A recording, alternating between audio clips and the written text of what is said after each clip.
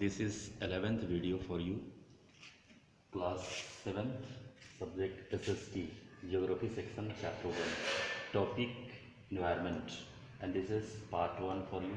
Today we will study a new chapter in geography. Topic is environment.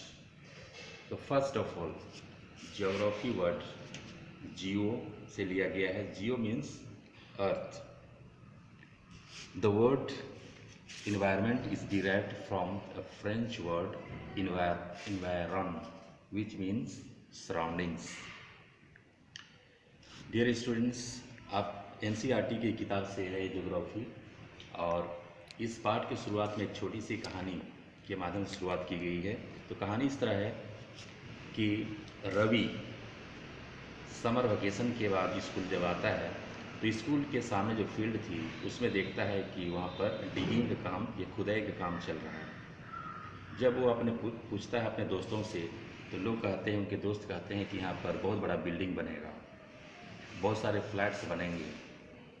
यह सुनकर रवि बहुत दुखित हो जाता है, क्योंकि वो उसमें बहुत सारे पेड़ पौधे थे, घास थे, फूलों के पौधे थे, जिसमें तितलियाँ मंडराया करती थी. वो काफ़ी दुखित हो गया.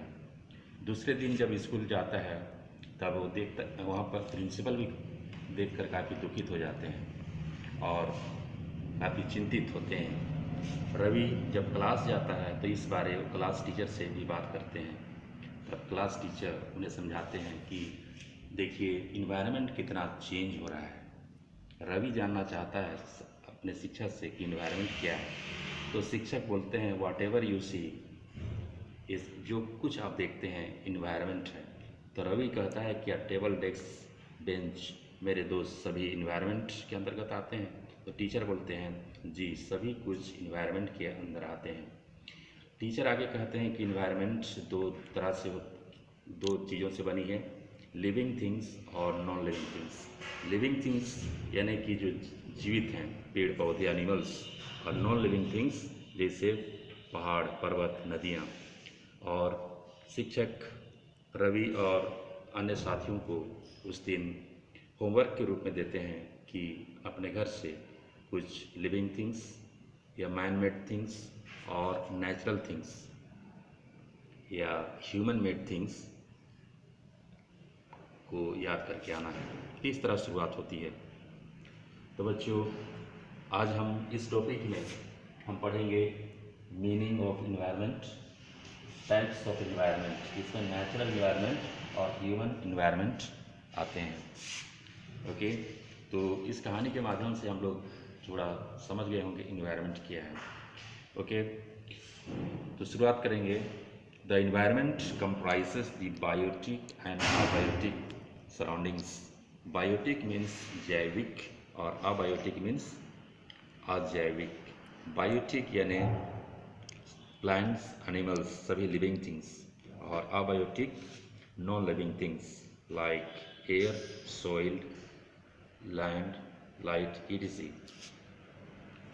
Our environment is made up of surroundings we live in.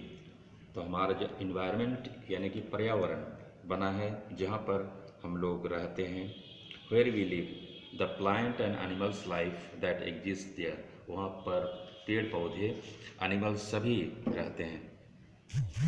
And the people and things around us, और लोग. Our surroundings influence our lifes just we influence our surroundings with our activities.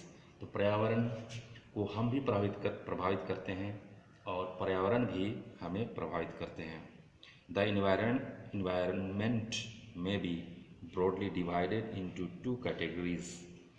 पर्यावरण को दो श्रेणियों में बांटा गया है. पहला नेचुरल इन्वायरमेंट और दूसरा human environment.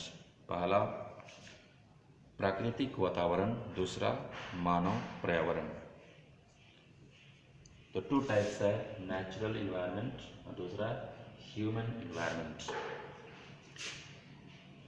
The natural environment includes all living and non-living things which exist naturally on earth.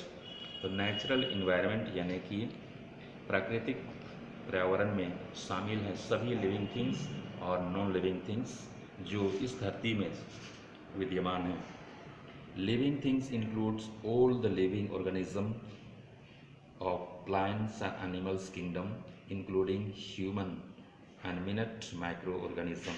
Living things में सारी चीज़ें जो जीवित हैं वो शामिल हैं, पेड़ पौधे हैं, मनुष्य हैं और छोटे छोटे सूक्ष्म जीव। They adapt themselves to their natural environment. और ये सारे चीज़ें या जीव अपने आप को प्रकृति में अपने आप को ढालते हैं। Non-living things include the physical environment which is made up of air, water and land। Physical environment यानी कि भौतिक वातावरण। Non-living things में तो ये सारी चीज़ें आते हैं जैसे air, water, land, etc. Okay students, I think this is enough for today. Here is some words again I am giving you. Please find out these from your dictionaries. First is environment, biotic, abiotic, adapt, components, organisms. In the next video we will meet again. Thank you. Have a nice day.